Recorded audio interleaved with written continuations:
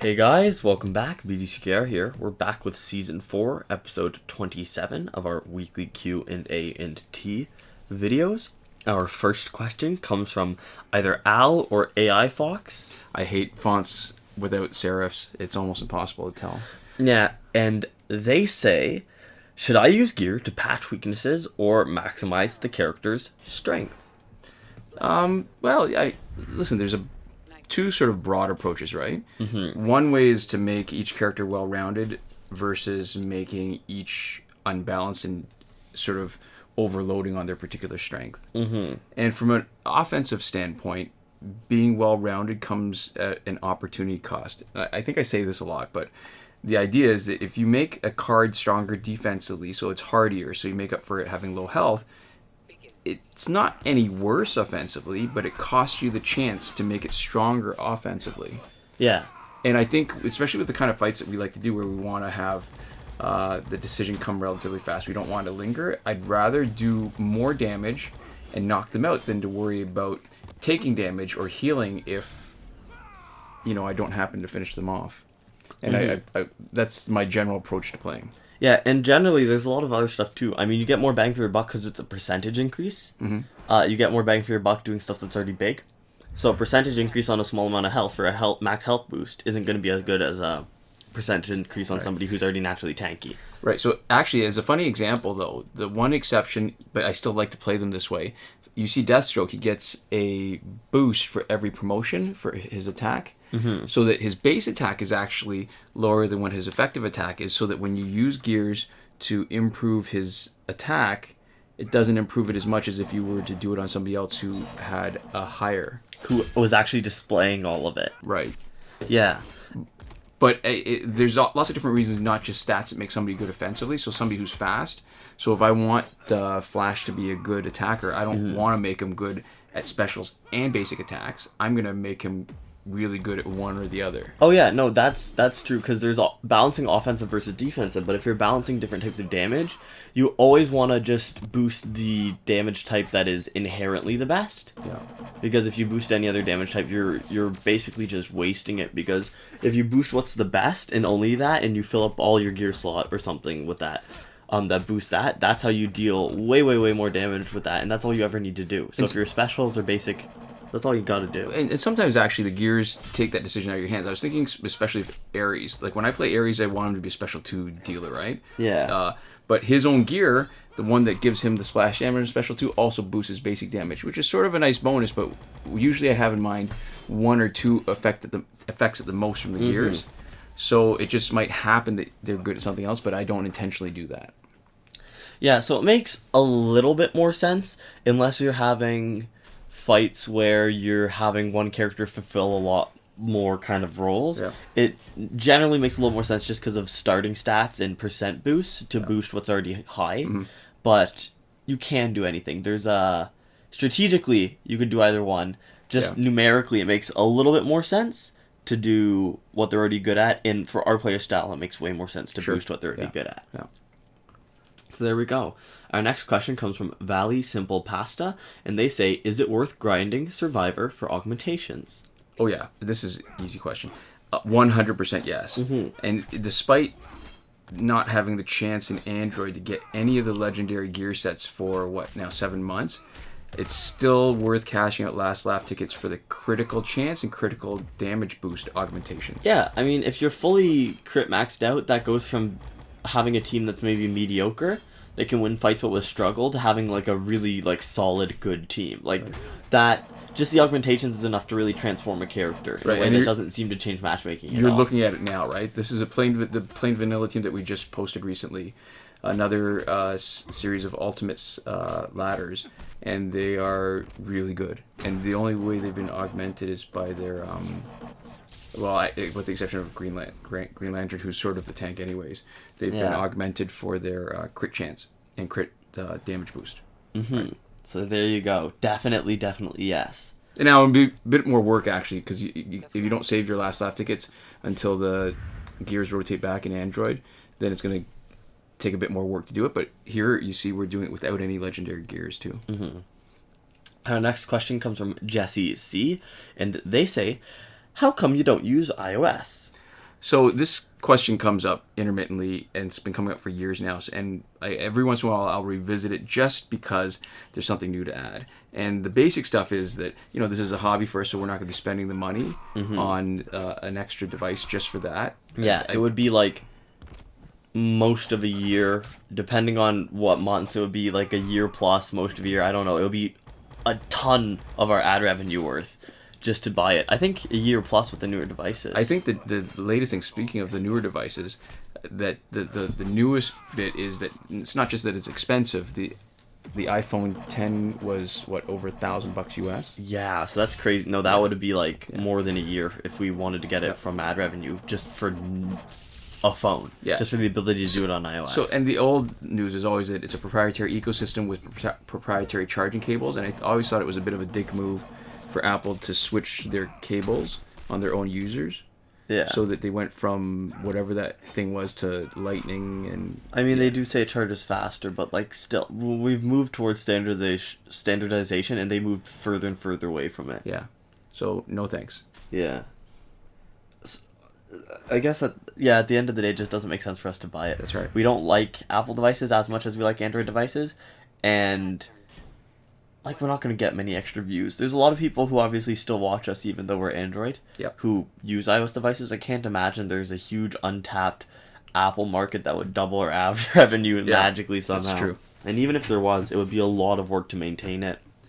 Right? Yeah. Glitches aren't necessarily the same, so there'd be twice as much glitch maintenance. It's easier playing to just... even more accounts. It would be easier to just not... And so that's what we're doing. Yep. Not. Our next question comes from Precious Jacob. And they say, I noticed your Deathstroke not taking much damage. You can remove the Ibis stick, it's there for nothing, and put his alloy sword. That would do better. So that's a comment on the team that we usually highlight in these Q&As, which is our Flashpoint team. And the answer to that is actually not really. So the Ibis stick, what it gives us, that the Prometheum sword would not, is we get increased power generation from Ibis Stick, right? So it's a partial counter to power gen dampeners like Killer Frost. Mm-hmm. It's only partial because I still can't get a full second bar of power when I tag in immediately from Master's Death Cart. Now, if we had Regime Green Lantern like we do here, and we combined it with the Ibis Stick, we'd actually be able to get full 2 bars of power. Mm-hmm. But it also boosts special damage, and since Deathstroke is our specialist, this is kind of important. Mm-hmm. So if we were looking at his Prometheum sword, it's got two abilities for basic attacks, which we don't use with him much, and the crit damage boost could increase the damage of his specials, but with that loadout that we normally use, right, the Tantu Totem, Ibis Stick, and Master's Death card, we don't need his specials to do more damage. One special 2... and sometimes even one special 1 is enough to knock out one opponent most of the time. Mm-hmm. So it's interesting, but we already get that from the Ibis Stick too, right? Yeah. So what the Ibis Stick does is it helps the most with fights that don't go as expected, and that 10% damage over time, really useful against a no crit damage team like Red Sun Green Lantern. And the power gen boost, like I said, great against a power dampening team, or in the cases where Deathstroke runs out of power and we need to tag him out. Yeah. And come back in. So the switch out of gear, I mean, it could work. It's just not necessary. We think this is actually a little bit better. Yeah. So it's considered. It's not like we just do it arbitrarily, right? There's actually reasons for that. Yeah. Our next question comes from Laterino Craperino.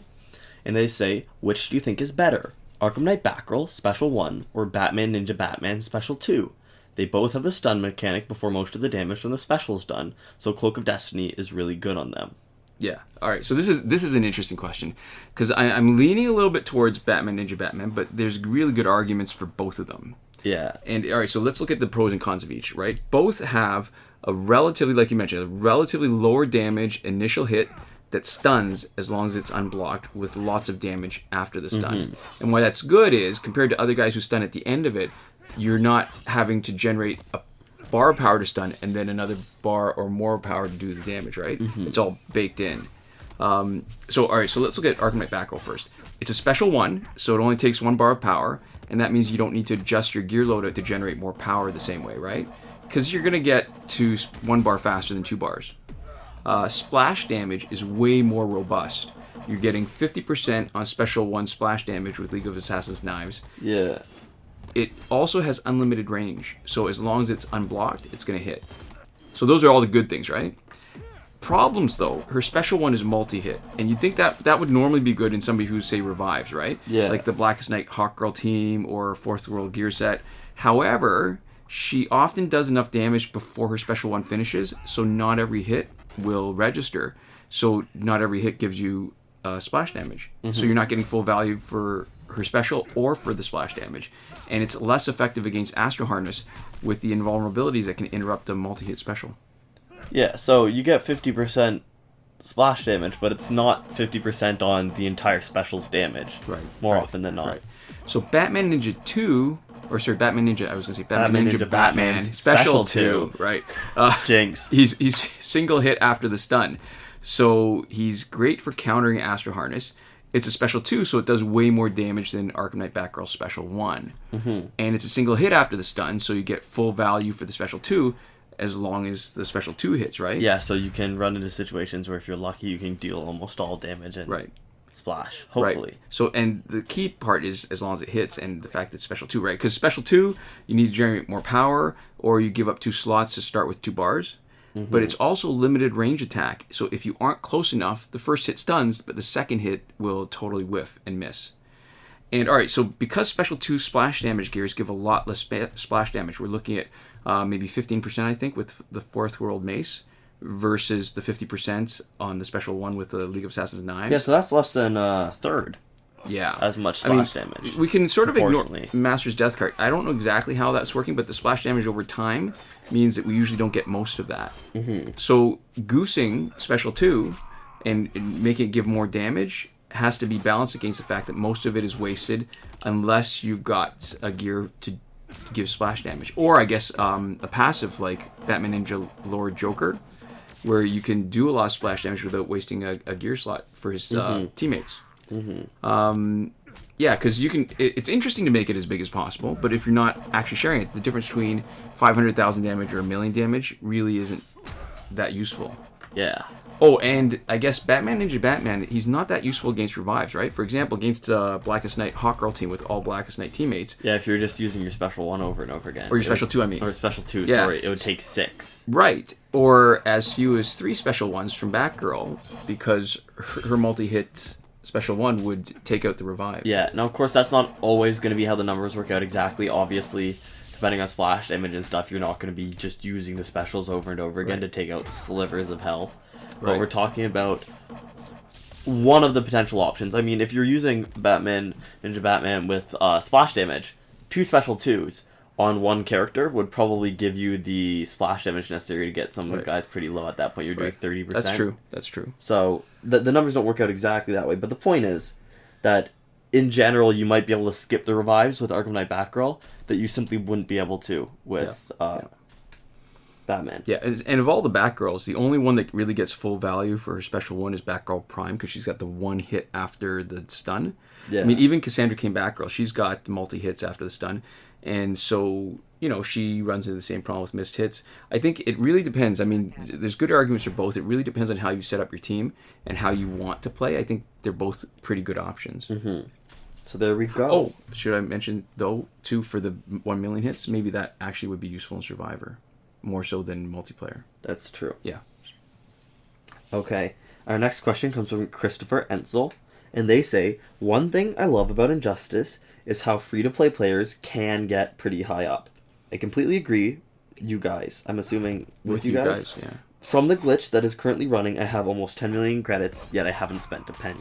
Yeah, and here's the thing. Even when there is not a glitch for free credits, which there wasn't when we first started, even resetting the challenge and farming it for credits, this is still a game that can reward free-to-play players. Yeah, I think it's definitely more palatable when there's a glitch. I think to get like really like maxed out stuff, there needs to be a glitch. Yeah. But I think if you're reframing what your goal is, and your goal is to just be successful and enjoy yourself, you don't need to have a maxed out library. You don't need any glitches at all. So I think the glitches definitely help some, but it's totally a game in which you can have fun if you're a free-to-play player. Right, because you're looking at a team right now, right? This is a totally plain vanilla, off-the-shelf team with gears that are only available in the gear locker. Mm-hmm.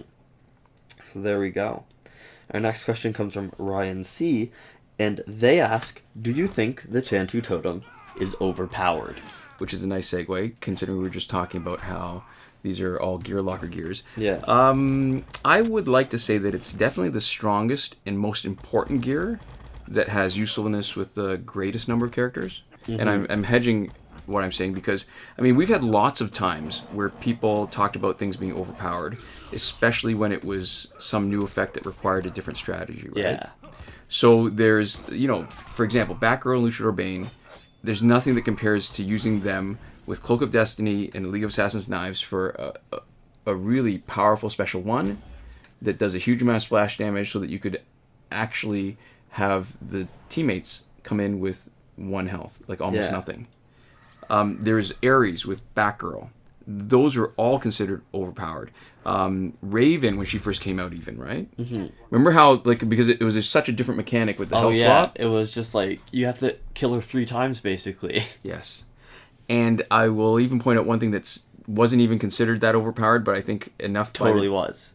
Yeah, Red Lantern Hal Jordan. I think as close to any of these other things as being overpowered, Red Lantern Hal Jordan totally fits in that same tier. But here's the problem with nerfing that. So for those of you who don't know, maybe we'll link this in the description.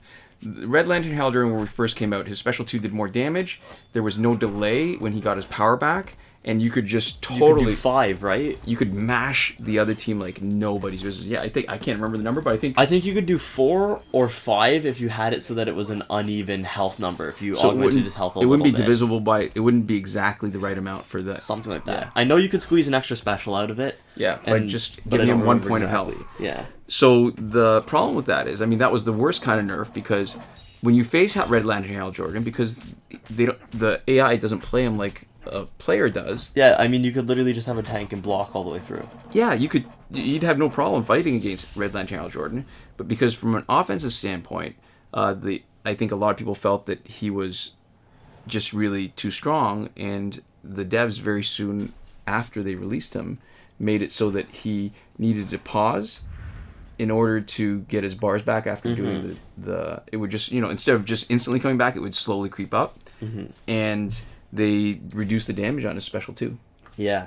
I think one other thing that was actually overpowered, maybe not in the way that we think about it, and that was nerfed, is the way that healing used to work, right? When when it would stack. Right. Yeah. It used to be, totally. You'd get, if you had... was it regen or healing? It was healing. If you had both, say, the knife collection and the bone spikes, they would both heal. So you could heal like a butt ton of health. Yeah, so you were healing constantly. It was really hard to kill somebody before they could heal up. Yeah. Yeah, because we had less offensive capabilities than we do now, and we had way greater healing. So I think that was overpowered. I think, and they fixed it just because the fights weren't interesting. Right. I think very few things have been, overpowered. To the point they actually need fixing? Well, it totally depends on what your definition of overpowered is. Tantu Totem isn't necessarily going to make you win every fight on every guy if you just put it on one of your guys and that's it. Right. But paired with the right strategy, I think it makes you successful maybe with a higher proportion of the time with a team that otherwise wouldn't be. But I think you could say that about almost any really good gear. Yeah, and here's the other thing. Maybe we take a step back and think of it from a philosophical point of view. Maybe we shouldn't be expecting to win every fight. Maybe. The fact is, yes, fights against Tantu Totem are harder because when they knock you out, they get their bars of power back. So the same way that you get the advantage of being able to do specials over and over, you have to face that sometimes. And maybe that's not actually such an awful thing that, you can't finish every ultimate battle nearly as easily as you used to be able to. Yeah, that's interesting. I don't know. I don't feel like Tantu Totem's overpowered. I think it's still fun. Yeah, I think it makes the game more interesting. So whether or not it's balanced, I think is not the question that I care about as much. Yeah. Mm-hmm.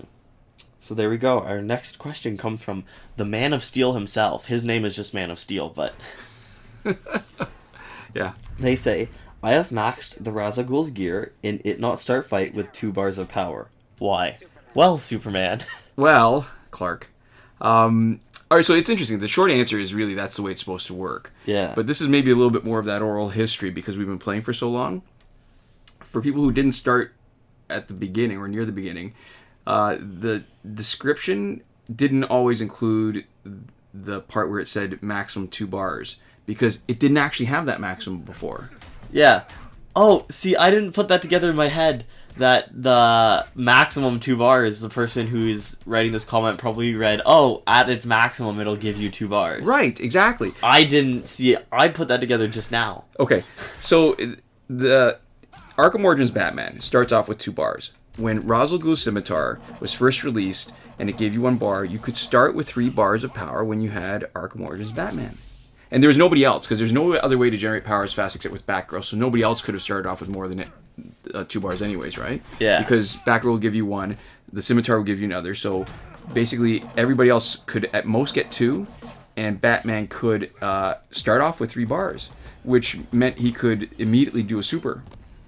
Mm-hmm. And once the militarized, or the Batmobile, which becomes the militarized Batmobile, was released, and you could do splash damage, plus be invulnerable after doing the super, someone probably thought it was too unbalanced, right? Yeah. Just a little bit. Because you could do your super. I think we had a team where we were making use We tried it, yeah. You do a super, you be invulnerable. While you're invulnerable, you're generating more power. Mm-hmm. And so you could maybe do another bar, and then you could work your way up. And because you'd done splash damage on everybody else on your super, and they were coming in a little softened up. A little bruised. Yeah. It made it so that, so then after that, soon after that, they said that the maximum you could start with was 2 bars. So that would take into account, and the only person that would nerf before was Arkham Origins Batman. Mm-hmm. Well, it wasn't so much a nerf as it was, I guess, their attempt at trying to fix something that they'd overlooked. Well, it nerfed a really specific situation. Right, and what's funny is that they didn't change anything else. So when Arkham Knight Batman was released and he has the Wayne Tech boosts, he can actually start... I mean, technically he's not starting. He starts with 1 bar, and then he gets 2 bars in, like, the first, like, quarter second, or whatever. Right. Because it's just it's technically not starting, right? Yeah. But effectively it is. Practically it's the same thing. So it's just, I don't know, it's just interesting how the game has evolved enough over time that some stuff that was considered problematic isn't anywhere close. Like, I mean, Regime Superman and Regime Wonder Woman, they used to be, top tier golds. And then somebody probably decided that Regime Wonder Woman was generating too much power when she blocked, and they nerfed her, and she generates less. And Regime Superman had the unblockable special too. Remember that? And he still has it, but then they took away half of its damage. So, yeah, it's just stuff happens. I don't know that I've ever been really happy with any of the nerfs, but I think on the whole, they've done a not bad job of trying to keep stuff balanced, and it's not none of the changes, good or bad, like fixing it or nerfing it, has really wrecked the game in terms of the balance. Yeah, and I mean, I think it's interesting to talk about too, right? I think we mentioned this before, because there's different tiers and there's leveling up and gaining skill points. You don't gain attack and health in any other fighting game, really. Right. Like, this is an inherently unbalanced system because your guys are getting better stats the more you play, and you can keep fighting guys with the same stats if you want. So the game is less about balance in a traditional sense and more about balance via matchmaking, which is where it actually matters, right? To make your fights continue to be interesting. That's true. So I think in a lot of ways you can kind of throw balance out the window for everything except matchmaking, because when you're playing story mode, the entire point is you play until your guys are better than the people, and that's how you beat them. And then you get to the point where you're grinding for XP and your guys are better than the people they're supposed to be, and the fights are supposed to be easy. And so you're managing a lot of resources and stats more than you're actually more than balance is the primary concern, I think, in a game like this. That's a good point, actually, and I think what you're saying makes even more sense when you think about the fact that when you've been playing for a long time and you've finished singles player mode for a long time, really where the meat of it is in multiplayer. And so the matchmaking becomes that much more important. And so I think the parts that you actually do need to balance are balancing gears a little bit, so that you can't have somebody low level with a good gear and just ruin the play experience. Right.